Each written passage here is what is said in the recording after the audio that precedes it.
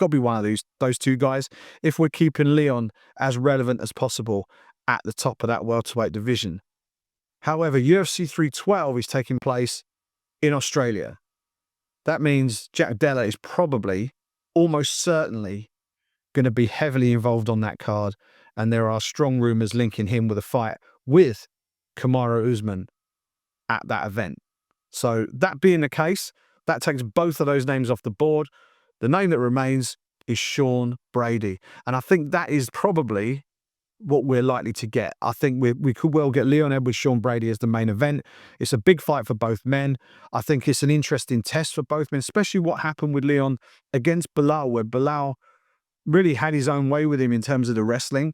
And that's where Sean Brady really shines. He's got the wrestling, he's got the grappling once it hits the mat. That's going to be a real test for Leon coming off the back of that Bilal Muhammad performance. So that makes that particularly interesting. On the flip side, Leon will fancy himself strongly in the stand-up exchanges.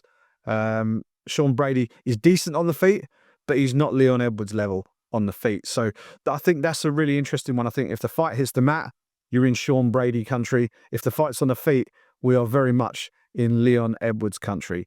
This is going to be an interesting fight. If they book it, I think it makes a lot of sense. If you're Sean Brady, he deserves a shot against a top-level contender, someone who he can really push his title claims against. And if he gets past Leon, there's no denying the man.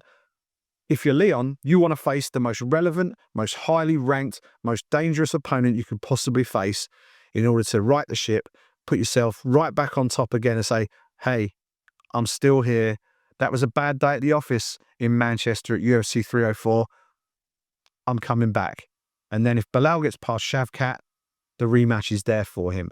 If Shavkat wins, then Leon could potentially be next in line to challenge Shavkat in what would be his first title defense. But for me, it's a booking that it's really a process of elimination, I think, for Leon. I think once you get below Sean Brady, we're looking at people like Gilbert Burns, who, from a stylistic point of view, would be a fun fight. But I don't know what that fight does for Leon in terms of his standing in the division.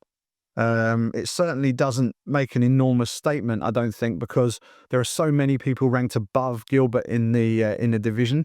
I think if he takes the highest ranked available fighter, and on paper that looks like it's probably going to be Sean Brady, then I think that's the fight that he needs to have. And I suspect that that will be the fight that we get at the top of the fight card for March the 22nd.